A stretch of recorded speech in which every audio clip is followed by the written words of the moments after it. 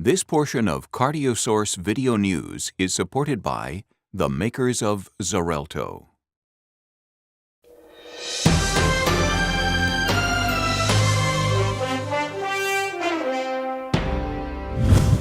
Welcome to ACC 12. I'm Dr. Randy Martin with CardioSource Video News. And, you know, one of the interesting problems we all face is this concept of how do you triage patients with acute coronary syndromes in the emergency room. And I'm pleased to be joined now by Dr. Udo Hoffman, who's from Mass General Hospital. Thank you. you. Udo, you all have done a fascinating study. Tell me a little bit about the Romicat Ii.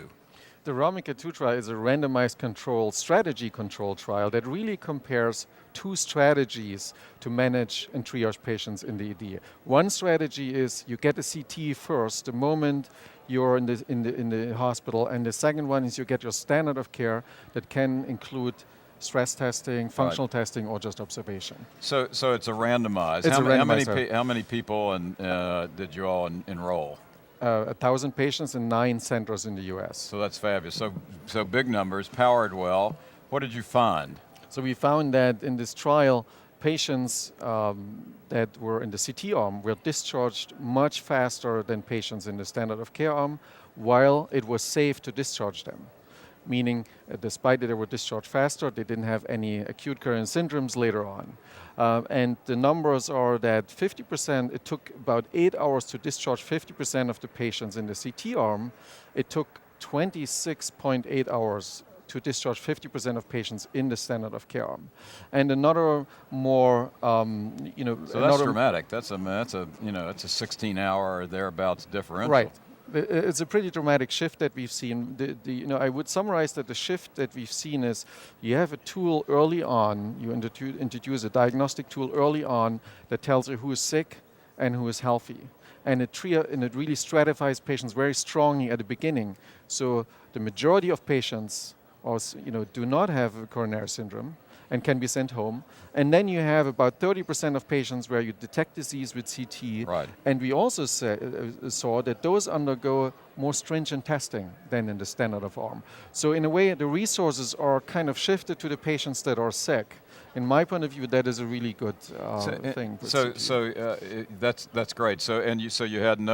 You didn't send anybody home based on the CTA. Oh yes, they were all. No, I meant that had an acute coronary syndrome. Absolutely. So you were 100% accurate.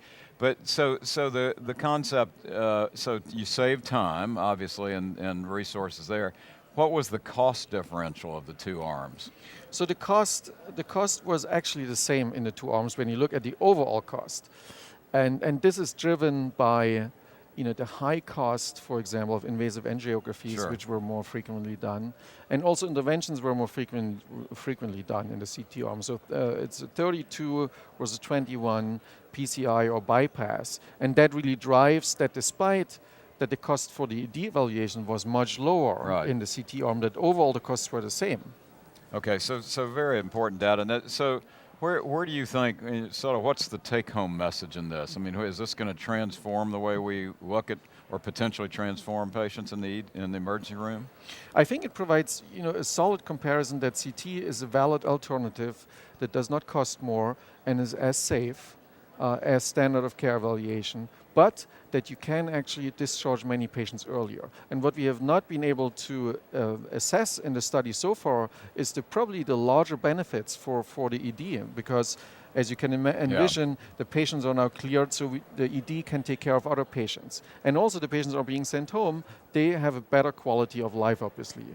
And there are also other studies that suggest that downstream CT, the information that you have, the powerful information that you don't have any CAD, will save potentially testing down the road. Fascinating study, and congratulations on not only doing it, but doing it very, very well. And certainly it may impact our practice a lot. Thanks very much, and thank you for joining us. Be sure to stay tuned because we'll have more from ACC 12.